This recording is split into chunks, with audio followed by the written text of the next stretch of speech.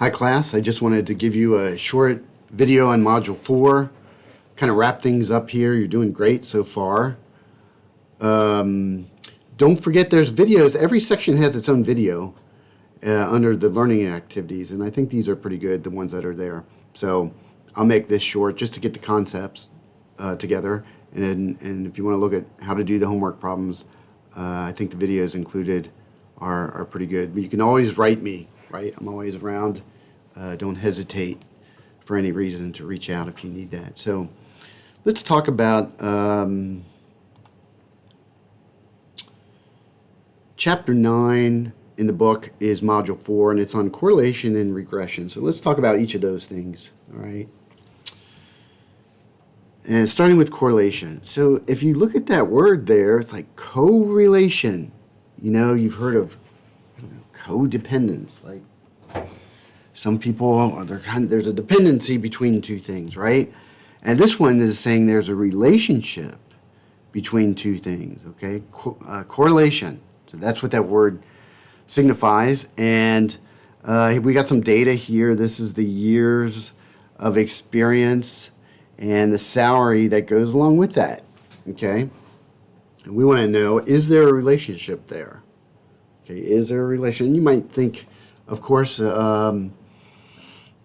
just intuitively, you would think, well, if somebody worked at a place, they would get more experience and be more valuable, and they would slowly get raises. So you would expect there to be a relationship. But looking at the data, it's hard to see that. Like, it's very hard. This only has, I don't know, gosh, 9, 10 points. And it's really hard to see anything. So what do we do to help us understand the data? Whoops. There we go. We graph it. We graph this. You know, we graph our data points, okay? And this is a scatter plot. And so now we can kind of visualize the relationship. All right, remember what this graph is.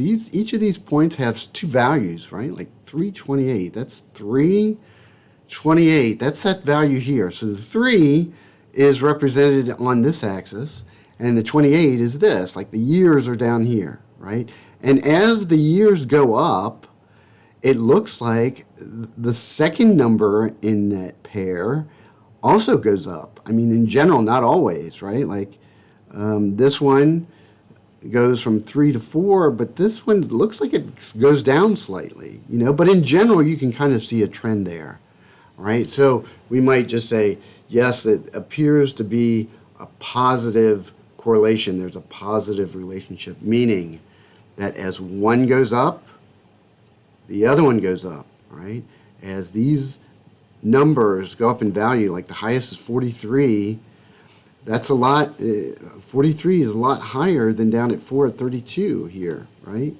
As the years went from 4 to 10, it looks like the salary went up. That's a positive relationship there. And a negative one would be, you know, as one went up, the other one went down. Like maybe the weight of your car, as your car got heavier and you got big SUVs, that would be inversely or negatively related to the gas mileage. The bigger the car, the less miles you would get per gallon, right? So anyway, so that's the correlation part. Now let's think about this. What's really fascinating here is that, well, wouldn't it be nice if we had a way to measure that relationship? And of course we do. It's called the correlation coefficient. I think it was Carl Pearson came up with a formula to kind of really measure how strongly these things are related. In other words, if I vary one variable, how much does it cause the other one to change, and is it a constant change in the same direction? As I increase one, does the other one also increase? There's two things there. You know, how strong is the relationship, and is it going in a positive or negative direction, all right? So the correlation coefficient is a number between -1 and 1. And as they get to R becomes closer to 1 or -1, the relationship is stronger. Let me show you a little bit about what that looks like here. Okay, so this is a simulation. The correlation between these data points here the correlation coefficient is 0.49.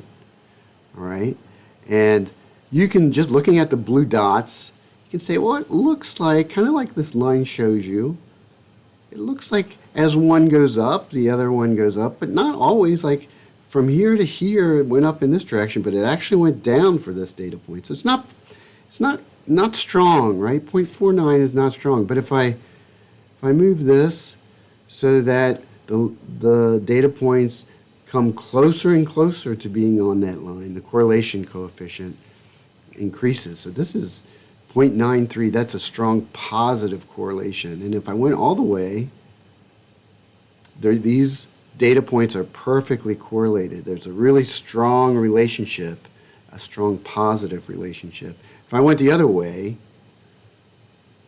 in this direction where, okay, as this variable goes up, like the weight of the car goes up, this variable actually goes down. And so if it goes in that direction, it's a negative correlation. So this is a perfect -1 R value, right, correlation.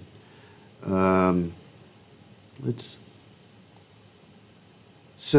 see here. Let's kind of look at some more of these things here. So this is from the book. And it just shows you different R values and what they look like graphically, right? So let's see here. So this R value here is 1, perfectly going up that way. And then this one down here is a -1, right? -1 is going down, right? This one here in the middle is a strong positive, right? You can kind of see as one goes up, the other one's going up. And this one down here is a strong negative. This is a -0.92. Not perfect, right? But pretty strong. And the same as this is very strong here, right? Strong relationship. Because doesn't line up perfectly on the line, but it's very close, right? Now, as you go over here, this one has basically, looks random.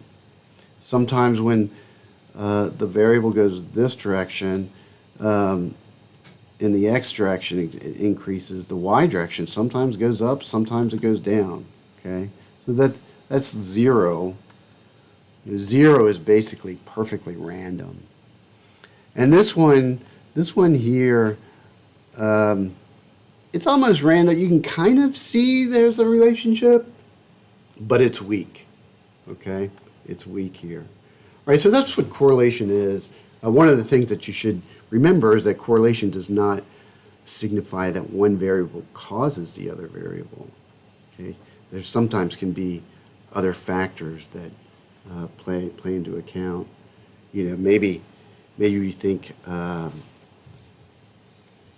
what's a good example here? Exercise causes weight loss, perhaps. Well, there's a lot of other factors that influence that, like diet and things like that. So it's just because there is a strong correlation doesn't mean it's caused. All right, so the last thing I want to talk about is the second part of Module 9.2 has to do with the line, right? The correlation is one thing, this correlation coefficient. But then estimating that relationship, actually drawing that line is what 9.2 is about. And that line is called the line of best fit, or the regression line often. That's the term used, linear regression. And that just means that you're trying to summarize this relationship between the x and y variables with the line, all right? All right, so this simulation kind of shows how that line, that regression line, changes as the data changes, right? So it's kind of a fictitious line. It's not real in the sense that, there are data points that line up perfectly on that. It's not true. It's an estimation. And what's the value of it? Well, first of all, it does kind of let you know what it summarizes that relationship, okay? And the second thing it's great for is it lets you predict values of the y value, which the y value is the response variable, all right, according to changes in the explanatory value. The explanatory value is x, All right, it's a statistical term. The explanatory value is the x variable. And then the response variable is y. Like maybe the x is number of hours that you study and the y is your grade. Right? You can sometimes explain a grade by how many hours a student studied, right?